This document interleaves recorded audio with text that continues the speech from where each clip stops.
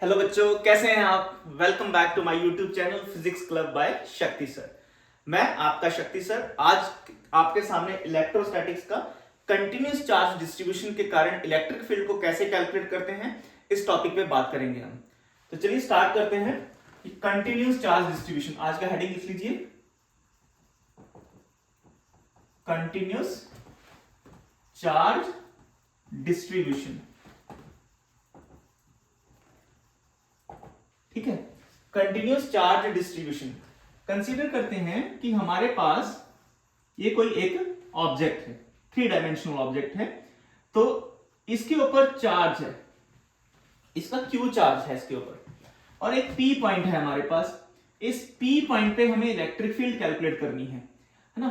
तो कंडीशन क्या है कि ये जो चार्ज है ये कैसा होना चाहिए, यूनिफॉर्मली डिस्ट्रीब्यूटेड, यूनिफॉर्मली डिस्ट्रीब्यूटेड। अगर नॉन यूनिफॉर्मली डिस्ट्रीब्यूटेड होगा तो भी हम क्वेश्चन सॉल्व कर सकते हैं, लेकिन यहां पर मैं कंसीडर कर रहा हूं आसान बनाने के लिए सिचुएशन को। तो कैसे सॉल्व करते हैं, सबसे पहले तो हम इस बड़े ऑब्जेक्ट से एक छोटा सा एलिमेंट कंसीडर करते हैं। इसका एक छोटा सा टुकड़ा कंसीडर कर रहा हूं मैं इस बड़े एलिमेंट का, और इस छोटे से टुकड़े का वॉल्यूम जो होगा वो छोटा होगा। इस बड़े ऑब्जेक्ट का जो वॉल्यूम होगा वो टोटल v था, तो छोटे ऑब्जेक्ट का वॉल्यूम कितना हो गया इस एलिमेंट का, dv हो गया। ठीक है, इस छोटे से टुकड़े को क्या बोलेंगे, एलिमेंट। इस एलिमेंट पे जो चार्ज बैठा होगा वो कितना होगा, dq। dq small charge, dv small volume, right. तो यहां पर इस dq के कारण p पॉइंट पे कितनी इलेक्ट्रिक फील्ड होगी, छोटे चार्ज के कारण जो इलेक्ट्रिक फील्ड होगी वो भी क्या होगी, छोटी होगी, है ना, स्मॉल इलेक्ट्रिक फील्ड। तो ये अप्रोच बैठती है। तो इस स्मॉल इलेक्ट्रिक फील्ड को कैसे कैलकुलेट किया जाता है। अब ये जो dq है ना, स्मॉल चार्ज एलिमेंट है, ये पॉइंट चार्ज की तरह बिहेव करेगा। तो आप पॉइंट चार्ज का फॉर्मूला लगा देंगे k d q अपॉन, मान लो कि ये r डिस्टेंस की दूरी पर है तो r स्क्वायर लिख दिया जाएगा। डायरेक्शन भी अगर आप लिखना चाहते हो तो r कैप लिख दोगे, तो डायरेक्शन भी यहां पर इन्वॉल्व हो जाएगी। इसको क्या बोला जाता है, एलिमेंट ऑफ चार्ज या स्मॉल एलिमेंट ऑफ चार्ज, है ना, small element of charge dq। ठीक, और ये dv क्या है, स्मॉल एलिमेंट ऑफ वॉल्यूम। तो ये हमारा सबसे बेसिक अप्रोच रहता है इलेक्ट्रिक फील्ड को कैलकुलेट करने के लिए, कि सबसे पहले हम क्या करते हैं कि छोटा सा एलिमेंट कंसीडर करते हैं, उस छोटे से एलिमेंट से p पॉइंट पे छोटी सी इलेक्ट्रिक फील्ड निकालते हैं। फिर यहां पर बहुत सारे छोटे छोटे एलिमेंट्स बनाए जा सकते हैं, उन सारे छोटे छोटे एलिमेंट्स के कारण यहां पर इलेक्ट्रिक फील्ड बनेगी। तो टोटल इलेक्ट्रिक फील्ड क्या होगी, टोटल इलेक्ट्रिक फील्ड जो होगी वो integration of this small electric field, ऐसा लिखा जाएगा टोटल इलेक्ट्रिक फील्ड के लिए, है ना। तो टोटल ये जो इंटीग्रेशन प्रोसेस है, तो फिर हम यहां पर इसको इंटीग्रेट कर देते हैं, इस तरह से हम इसको इंटीग्रेट करेंगे dq को, तो हमारे पास रिक्वायर्ड आंसर आ जाएगा। बातें जो अभी आपको जाननी है कि हमारे कोर्स में यूजुअली तीन तरह के चार्ज डिस्ट्रीब्यूशन हम डिस्कस करते हैं या सीखते हैं। सबसे पहला तो हो गया linear charge distribution, linear charge distribution. Linear charge distribution के लिए एक टर्म यूज किया जाता है लैम्डा, है ना। तो इसका मतलब क्या है कि जब कोई चार्ज एक वायर, एक रॉड के ऊपर डिस्ट्रीब्यूट होता है, जैसे मैं कहूं कि ये मेरे पास एक रॉड है और इसके ऊपर चार्ज डिस्ट्रीब्यूट है ना, एक वायर है, इसके ऊपर चार्ज डिस्ट्रीब्यूट है, तो इसकी कुछ ना कुछ लेंथ है और इसके ऊपर क्यू चार्ज है और इसकी कुछ ना कुछ लेंथ है। तो अगर ये जो क्यू चार्ज यूनिफॉर्मली डिस्ट्रीब्यूटेड है ना, if Q charge is uniformly distributed, लिख रहा हूं इफ चार्ज क्यू कैसा है, यूनिफॉर्मली डिस्ट्रीब्यूटेड। अब ये जो वर्ड है, नए बच्चे जो होते हैं फर्स्ट टाइम पढ़ रहे होते हैं इस टॉपिक को, उनके लिए बता दूं, यूनिफॉर्मली डिस्ट्रीब्यूटेड का बेटा मीनिंग क्या होता है कि जैसे मेरे पास ये एक स्ट्रिप है और इसके मैंने छोटे छोटे टुकड़े कर दिए, इक्वल टुकड़े कर दिए, तो अगर यहां पर 2 कूलम ऑफ चार्ज है तो हर जगह अगर 2 कूलम ऑफ चार्ज है तो ये चार्ज डिस्ट्रीब्यूशन को मैं कहूंगा यूनिफॉर्मली डिस्ट्रीब्यूटेड, कि इक्वल लेंथ में इक्वल चार्ज, इक्वल लेंथ में इक्वल चार्ज, है ना। ये जो टुकड़े हैं ये अगर L लेंथ है तो ये भी कितना होगा, L लेंथ होगा, तो नेक्स्ट भी कितना होगा, L लेंथ होगा, नेक्स्ट भी कितना होगा, L लेंथ होगा। तो ये छोटे छोटे लेंथ में जो चार्ज आया है वो भी इक्वल लेंथ इक्वल चार्ज। तो इस सिचुएशन को क्या कहा जाता है, charge is uniformly distributed. Clear होगी बात। तो अगर Q चार्ज यूनिफॉर्मली डिस्ट्रीब्यूटेड है तो जो लैम्डा लिखा जाता है, लैम्डा को फिर लिखा जाएगा total charge divided by total length, इस तरह से। और लैम्डा की यूनिट क्या हो जाएगा, यूनिट ऑफ लैम्डा, चार्ज का यूनिट कितना है, कूलम, और लेंथ का कितना है, मीटर, ऐसे। ठीक है। अगर समटाइम्स हमें जरूरत पड़ जाती है कि लैम्डा को आप ऐसा भी लिख सकते हो, है ना, कि छोटा चार्ज छोटी लेंथ, तो लैम्डा कभी जरूरत अगर आपको पड़े तो आप उसको ऐसा भी लिख सकते हो। सिमिलरली ये तो था लीनियर चार्ज डिस्ट्रीब्यूशन। सिमिलरली दूसरा टर्म आता है हमारे पास, वो होता है एरिया पे। अगर हमारे पास एरिया है और उसके ऊपर चार्ज डिस्ट्रीब्यूट है तो उसको लिखेंगे सरफेस चार्ज डिस्ट्रीब्यूशन। क्या लिखा जाएगा, सरफेस चार्ज डिस्ट्रीब्यूशन। दूसरा लिखा जाएगा सरफेस चार्ज डिस्ट्रीब्यूशन। अब यार सरफेस चार्ज डिस्ट्रीब्यूशन में मैं कुछ ऐसा है, आपको एक प्लेट बना के बता देता हूं कि ये मेरे पास एक प्लेट है 2 डायमेंशनल और इसके ऊपर यूनिफॉर्मली चार्ज डिस्ट्रीब्यूटेड है। ये जो यूनिफॉर्मली चार्ज डिस्ट्रीब्यूटेड है इसके ऊपर, है ना, तो टोटल चार्ज में मैंने मान लिया कितना है, Q है, और ये Q कैसा है, यूनिफॉर्मली डिस्ट्रीब्यूटेड।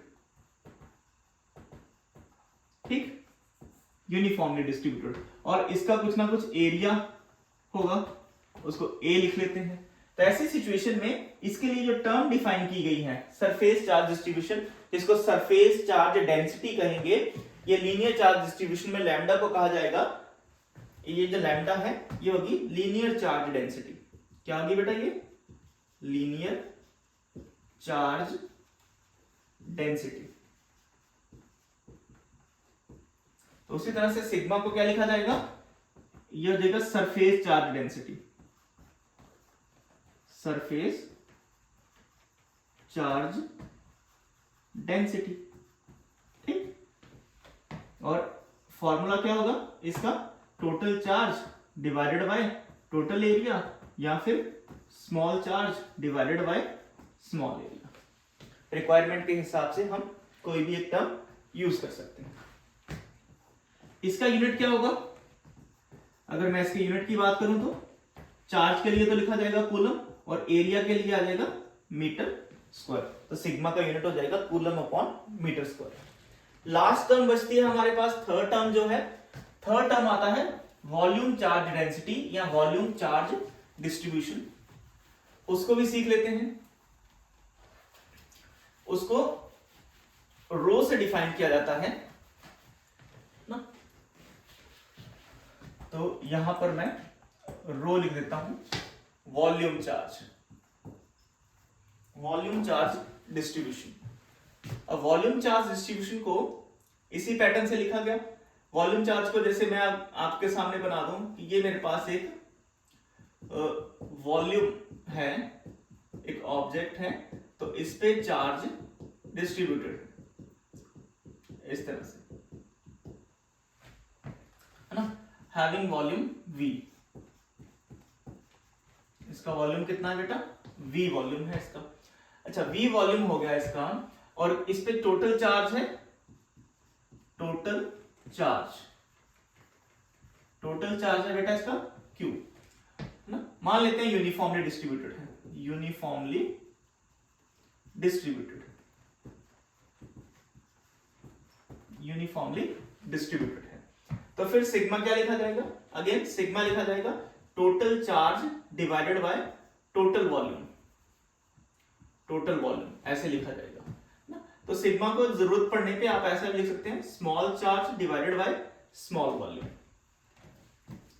ऐसा भी लिखा जा सकता है। ठीक, इसका यूनिट क्या होगा बेटा सिग्मा का? ओ सॉरी, सिग्मा रो, इसका यूनिट क्या हो जाएगा? Coulomb divided by metre cube, ये इसका यूनिट हो जाएगा।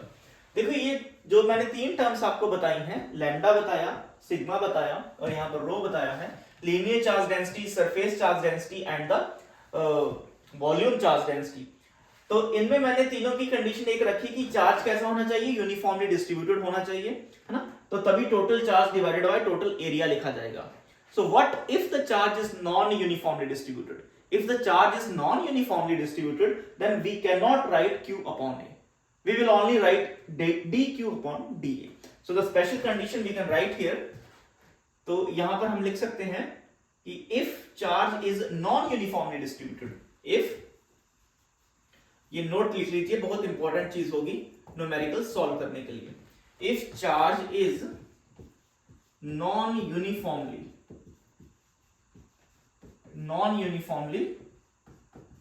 डिस्ट्रीब्यूटेड, अगर चार्ज नॉन यूनिफॉर्मली डिस्ट्रीब्यूटेड है तो क्या होगा? Then we can only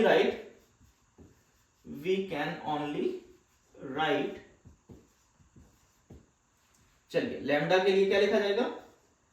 small charge divided by small length, sigma के लिए small charge divided by small area, और